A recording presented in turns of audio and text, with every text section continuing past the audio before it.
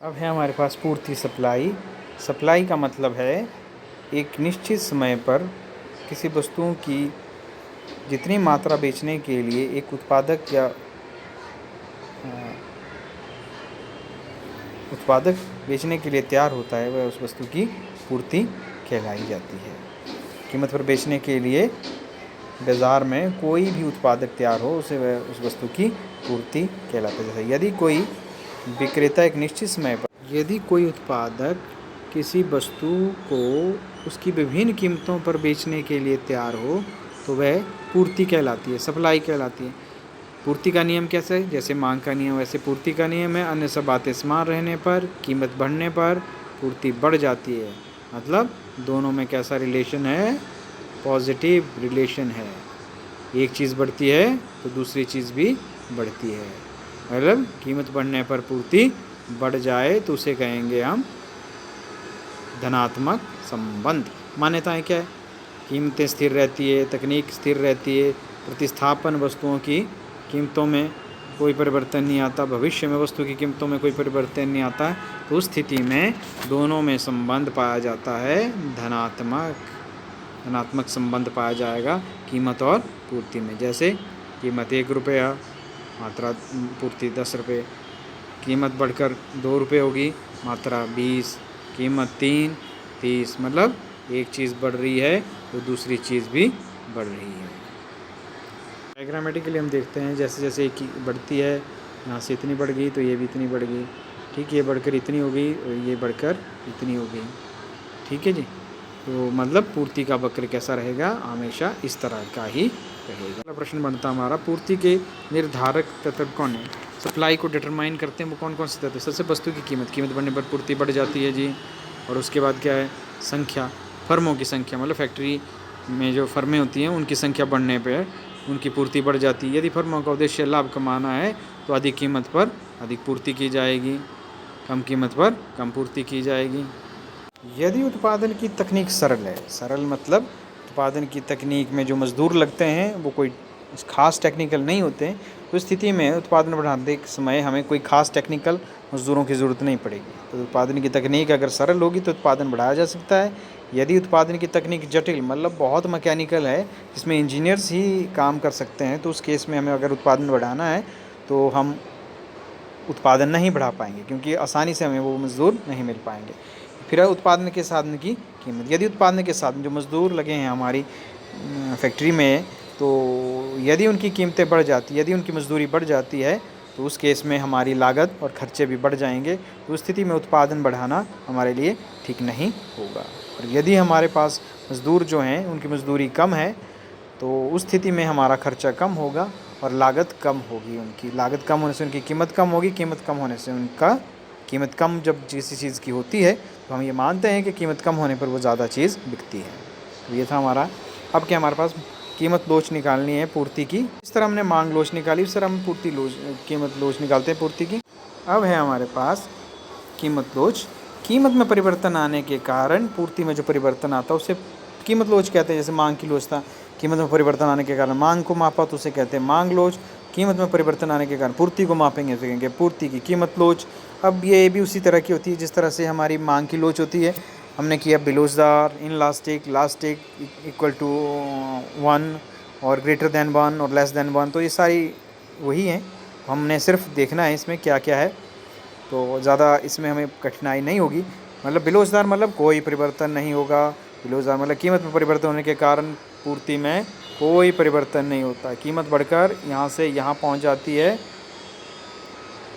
यहाँ से बढ़कर यहाँ पहुँच जाती है, लेकिन पूर्ति हमेशा स्थिर रहती है। पूर्ति में कोई परिवर्तन नहीं आता, वो एक लाइन की तरह नीचे की ओर खड़ी हुई है, उसे कहते हैं बेलोचदार पूर्ति। इस स्थिति में कीमत में थोड़ा सा भी परिवर्तन होने के कारण पूर्ति में अनंत परिवर्तन होता है, उसको हम काउंट नहीं कर सकते। वो इस तरह लाइन में होगा आगे को, जिसे हम मापा नहीं जा सकता। कीमत में थोड़ा सा भी परिवर्तन होने के कारण पूर्ति में अनंत परिवर्तन, वो बहुत ज़्यादा बढ़ भी सकती है और बहुत ज़्यादा कम भी हो सकती है। इकाई के बराबर में हमें पता है, इकाई के बराबर में कैसे होती है, जितने प्रतिशत कीमत मान लो इतनी थी, पूर्ति इतनी होगी, कीमत इतनी होगी और पूर्ति इतनी होगी। मतलब ये वाला गैप और ये वाला गैप दोनों बराबर हो जाते हैं। जितना परिवर्तन कीमत में आता है, पूर्ति में भी उतना ही प्रतिशत परिवर्तन होता है। अब जैसे है हमारे पास इकाई से कम, जितने प्रतिशत परिवर्तन कीमत में होता है, मान लो कीमत में ज़्यादा परिवर्तन हो गया है, कीमत कम होकर इतनी हो गई है, पहले 20 थी अब कम होकर 10 हो गई है, लेकिन पूर्ति कितनी वृद्धि हुई है, पूर्ति में थोड़ी सी वृद्धि हुई, 10% की ही वृद्धि हो पाई है। इसे कहते हैं हम इकाई से कम है, इकाई से अधिक। इकाई से अधिक में क्या होता है, जितने प्रतिशत परिवर्तन कीमत में होता है, पूर्ति में उससे अधिक प्रतिशत परिवर्तन होता है। मतलब कीमत कम होगी, पूर्ति ज़्यादा बढ़ेगी। उस स्थिति में कीमत में कम प्रतिशत परिवर्तन आता है, पूर्ति में उससे अधिक प्रतिशत परिवर्तन आता है, तो उसे कहते हैं इकाई से अधिक। इस तरह से हमने मांग विस्तार किया था, ये मांग संकुचन किया, उसी तरह पूर्ति संकुचन और पूर्ति विस्तार होगा। पूर्ति विस्तार कहते हैं हम कीमत में वृद्धि होने के कारण पूर्ति बढ़ जाती है, उसे पूर्ति का विस्तार कहते हैं। कीमत कम होने के कारण पूर्ति कम हो जाती है, तो उसे संकुचन कहते हैं। तो ये वृद्धि थी, वृद्धि का इस तरह से लिखते हैं, संकुचन को इस तरह से दर्शाते हैं। अब है हमारे पास पूर्ति में वृद्धि और पूर्ति में कमी किसे कहते हैं। उसी तरह जिस तरह से मांग में किया था, कीमत समान रहने पर पूर्ति बढ़ जाती है और पूर्ति बढ़ने पर कीमत समान रहे तो उसे मांग में वृद्धि कहते हैं। कीमत समान रहने पर, कीमत देखो समान है और पूर्ति बढ़ जाती है तो उसे कहते हैं हम पूर्ति में वृद्धि। और कीमत समान रहने पर पूर्ति बढ़ जाती है और कीमत बढ़ने पर पूर्ति समान रहती है तो उसे पूर्ति में वृद्धि कहते हैं।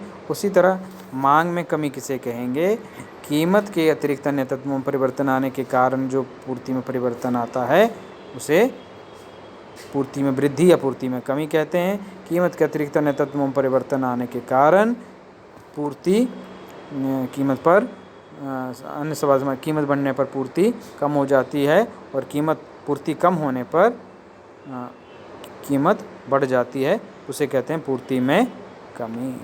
कीमत समान रहने पर पूर्ति कम हो जाती है और कीमत कम होने पर पूर्ति समान रहती है तो उसे कहते हैं हम पूर्ति में कमी। कीमत समान रहती है, पूर्ति में पहले से कमी आ जाती है। जैसे मान लो कीमत वही है लेकिन पूर्ति कम होकर कितनी हो जाती है, इतनी हो जाती है, तो उसे कहेंगे पूर्ति में कमी। मांग में वृद्धि में मांग बढ़कर नीचे की ओर पूर्ति बढ़कर नीचे की ओर खिसक जाता है और पूर्ति में कमी होने के कारण ये ऊपर की ओर खिसक जाना। तो मोस्ट इम्पॉर्टेंट चीज़ है ये कि स्थिति में किस तरह से परिवर्तन आएगा। कीमत में कमी होने के कारण पूर्ति वक्र ऊपर की ओर शिफ्ट होता है, जबकि पूर्ति में वृद्धि होने के कारण पूर्ति वक्र नीचे की ओर शिफ्ट होता है। जैसे ये दिखाया, देखो ये वृद्धि बता रहा है और ये ऊपर की ओर बता रहा है, कमी बता रहा है कि पहले S से S2 हो जाती है और इसमें S से S1 हो जाती है। तो ये था हमारा। फिर हम मांग की लोच जिस तरह से निकालते थे फॉर्मूले के मुताबिक, उसी तरह हम पूर्ति की लोच को भी निकालेंगे फॉर्मूले से। हमें पता formula same as it is रहेगा, P/Q डेल्टा Q बटा डेल्टा P। ये हमने पहले बताया था डेल्टा Q कैसे निकलता है, डेल्टा P कैसे निकलता है। तो डेल्टा Q और P निकलता है इस तरह से। यहाँ पे बताया डेल्टा P और Q के निकालने के बारे में। नई कीमत माइनस पुरानी कीमत, नई मात्रा माइनस पुरानी मात्रा, तो इस तरह से निकलेगा डेल्टा Q। फॉर्मूले में एक कमी है, वो ये कमी है कि इसमें माइनस नहीं लगेगा यहाँ पर। और हमेशा याद रखना आपने, जब पूर्ति की कीमत लोच निकालनी हो तो माइनस नहीं लगेगा, लेकिन जब मांग लोच निकालनी है तो यहाँ पर भाई माइनस ज़रूर लगेगा, उसको भूलना नहीं है आप लोगों ने। तो वैसे ही निकालने का एज इट इज़ ही रहेगा वही चीज़। लोच निकालने का ये फार्मूला था हमारे पास। तो मांग की लोच जिस तरह से निकालते थे उसी तरह हम पूर्ति की लोच भी निकालेंगे, लेकिन फॉर्मूले में एक इम्पॉर्टेंट चीज़ है, वो ये कि इसमें माइनस नहीं लगता है। तो ये ध्यान रखना आपने, इसमें माइनस नहीं लगेगा, जबकि मांग की कीमत लोच निकालते समय माइनस लगेगा। तो डेल्टा P इस तरह से निकलता है, डेल्टा Q इस तरह से निकलता है।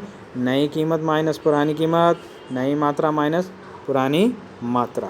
तो इस तरह से निकलेगा ये। यहाँ पर मांग की लोच दिखाई गई है आपको कि मांग की लोच क्या है, इन दोनों को गुना करने के पर ये आ गई, इन दोनों को गुना करने पर ये आ गई। तो ये ध्यान देना है। इस तरह से मांग की लोच निकाली जाती है।